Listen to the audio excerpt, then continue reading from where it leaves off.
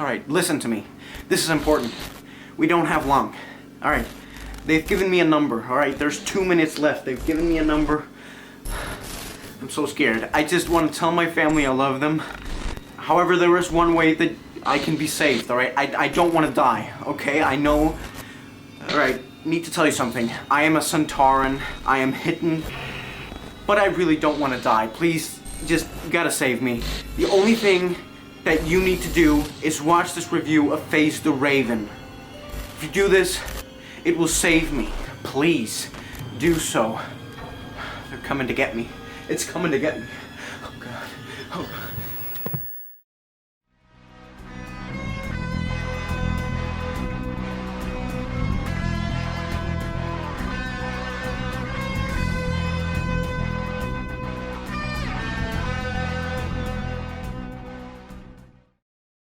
That's right, everybody. Welcome to this review of Face the Raven.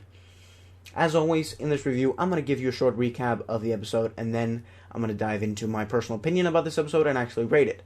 This will contain spoilers, so if you haven't watched the episode, please go do so and come back to this video.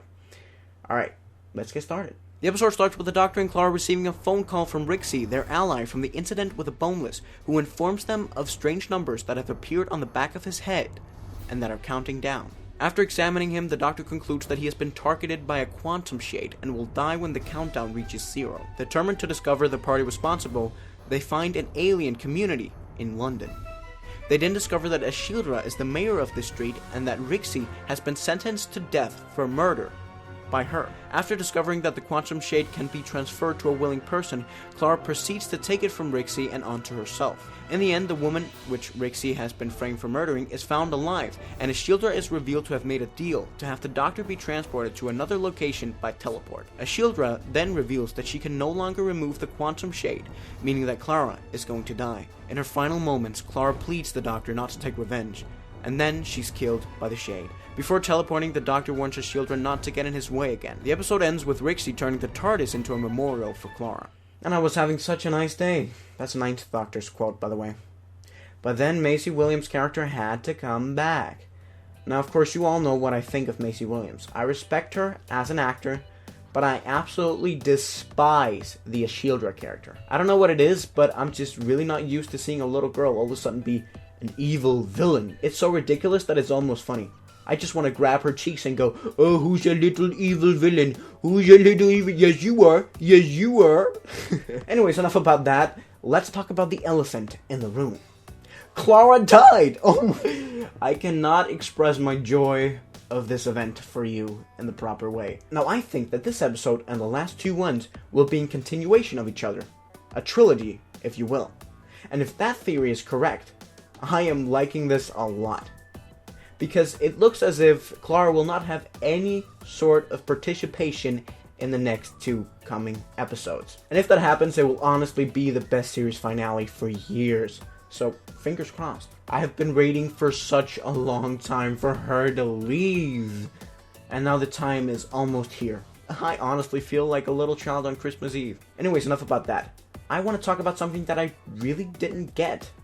I mean, why is the Doctor imagining these aliens to look like human beings? The perception filter makes him see what he expects to see, right? Why would he not just see a Cyberman or an Ood? And then again, for some reason, he sees the two-faced girl as he really is. This is what we call a plot hole, or in popular terms, a Moffat moment. This is when the writers make an episode that has more to do with budget cuts than with the actual storyline. The simple answer to this plot hole? It was just easier. But this plot hole also allows the writer to have these heartfelt human moments with the characters. Like they say in the story, a Cyberman wouldn't plead for a merciful death, but a human would. And that is what we have to keep remembering while watching this episode. All of these humans are actually aggressive and violent aliens. I also just quickly want to touch on the subject of why. Why does this alien street even exist? And why is it on Earth? And why is it in London? And why is it in Britain? It makes no logical sense to have a bunch of these aliens be hidden in plain sight in a peaceful society like this. They are all the Doctor's enemies, remember? Anyway, that's a side note. I'm rambling on way too much in this review. Let's get on to the actual rating of this episode. I'm going to give this episode a 3 out of 5 TARDISes because overall, it had some pretty good moments and some pretty bad moments. I was only going to give it 2 out of 5, but then Clara died, and that absolutely made it 1,000 times better. But it was just very mediocre. You know what the ironic thing about this is? That the opening 2-parter was actually the best episode so far. That's sad. Hopefully we'll get a rock and roll season finale though. I'm hoping. And that makes for a perfect segue for me to say that's all for me this week, you guys. Thank you so much for watching my review of Face the Raven.